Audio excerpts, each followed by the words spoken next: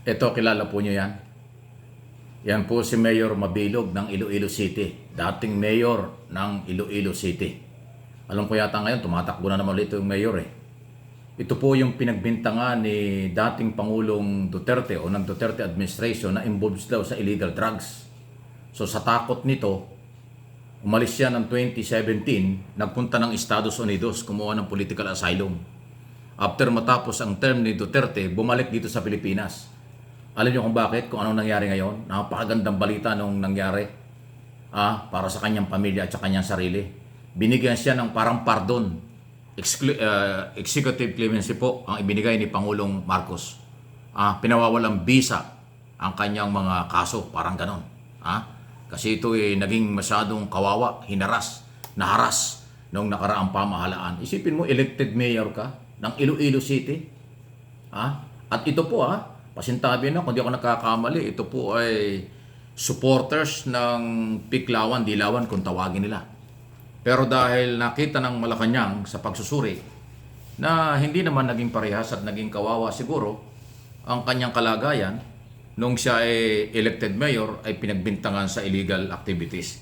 Kaya sa takot, kasi ang sinasabi ng mayor na yan, siya daw ay nasa listahan na pwedeng ipaligpit, pwedeng maging biktima ng Tukhang, Operation Tukhang, War on Drugs ni Duterte. Dahil sa takot niya, kahit elected mayor, iniwan niya ang Iloilo City at napunta ng Amerika.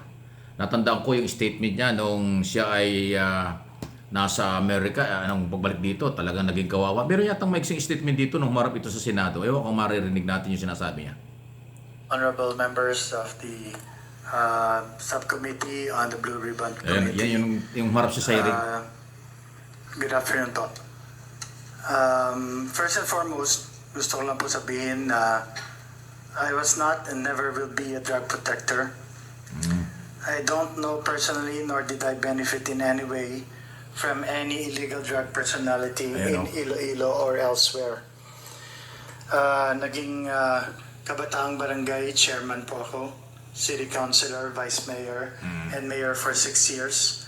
And kahit naging mayor ako for 6 years, kahit wala po akong formal training as mayor on addressing illegal or crime or illegal drugs, wala pong training na ibinigay po sa amin. I took decisive action to combat the drug problem of the city. As a matter of fact, it was even recognized on the national level by both the PDEA and the police, PNP, in 2014, 2015, 2016, and 2017. So,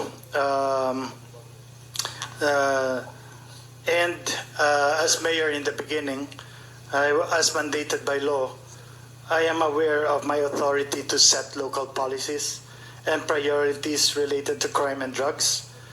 I'm also aware that the law that dictates that the PNP and the PDEA handle crime investigation and response and the combating of drug trafficking and enforcement of drug laws, while the mayor relies on the police and the PDEA to implement them. So until such time that my name was included in the list and until that I was granted political asylum by the United States of America government, and that's why I'm here, Mr. Chair, at the behest of the Senate, as a matter of courtesy to this institution, to answer the best of my knowledge questions related to the inquiry. Thank you, Mr. Chair. So malinaw po yun. Malinaw po yung sinabi niya ni dating Mayor Mabilog, Jade Mabilog ng Iloilo. Siya daw ay mayor, naging konsyal kung ano mga pinagdaanan niya at alam niya ang responsibilidad ng local executive sa kampanya laban sa mga illegal activities like illegal drugs. Pero sa kabila doon ng kanyang ginawang yan, ay pinagbintangan siya at isinama sa listahan. So sa takot, ay napunta nga po ng Amerika, buong pamilya napuntahan doon. Naghirap nga daw siya mahabang kwentong yan, pero recap ko na lang ho. Naghirap siya sa Amerika dahil siyempre iniwan niya yung kabuhayan at hanap buhay niya rin sa Pilipinas bilang mayor at iba pa. Nagpunta ron dahil nga sa umiwas siyang baka siya ay matukhang dahil talagang ilang beses siyang pinangalanan ni Duterte noong mga panahon yon na siya involved daw sa illegal activities. Sa takot na siya ay huwag masama sa nagiging biktima sa war on drugs, nagpunta ng Amerika. At nung matapos ang term ni Duterte ng 2022, bumalik dito. Pero may mga kaso ng kinasasangkutan. May guilty pang nga yata kung di ako nagkakamali. At dahil dyan, sa pag-review ng Malacanang bilang background, ay na nga po, binigyan ng executive clemency, kalayaan, ang dating mayor, na identify na supporters ng mga piklawan-dilawan, pero hindi nakatingin sa politika ang Pangulong Marcos, nakatingin sila na naging kawawa siya. Naging kawawa itong mayor na ito ng mga nakaraang administrasyon. Kaya binigyan ng pagkakataon. At kung di ako nagkakamali, ngayon yata, kandidato uling mayor yan. So, ayan po. Alam kong, nako, magsasalubong ang kilay at magagalit dito ang mga Duterte. At yung mismo si Duterte, dahil siya yung matinding nagdidiin dito ng araw. Ang tingin niya at mga pahayag ni Duterte dito, may halong mura pa. Ay talagang galit na galit siya dito. Sabi naman ni Mabilog, noong mga panahong yon, dahil tinanong siya ng mga congressman at senador ng hearing, bakit ba galit siya yung mga si Duterte? Kasi hindi ko po tinulungan niya ng eleksyon. Ayun, ang initial na politika. Hindi siya tumulong sa kandidatura ni Duterte noong siya tumakbo ng 2016. Baka daw kaya yung dahilan, kaya siya kinainitan. Ang problema, buhay ang nakataya. Kasama ang pamilya, kaya umalis. Ngayon, pagbalik. At ito ngayon, tama yung desisyon bumalik ng Pilipinas at hinarap yung mga kaso at ngayon binibigyan po ng parang pardon nga, executive clemency nga po ni Pangulong Marcos. Ang gandang balita niyan sa kanyang pamilya at sa kanya at sa mga taga Iloilo. Dahil nung minsan magparali sa Iloilo, dinumog ng tao.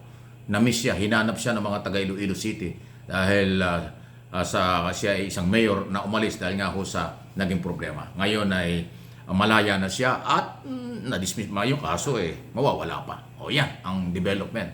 So again, yung mga DDS at mismong si Duterte, ayaw na ayaw niya itong balitang ito. Pero wala tayong magagawa. Ito ay diskarte ng Malacanang, desisyon ng Pangulo, wala tayong magagawa dyan. Dahil exclusive sa Pangulo ang magbigay ng pardon o magbigay ng executive clemency sa mga taong sa tingin niya ay karapat dapat ay bigyan ng kanyang pangalawang pagkakataon. Naku, controversial po yung Mayor Mabilog na yan. Jade Mabilog na yan.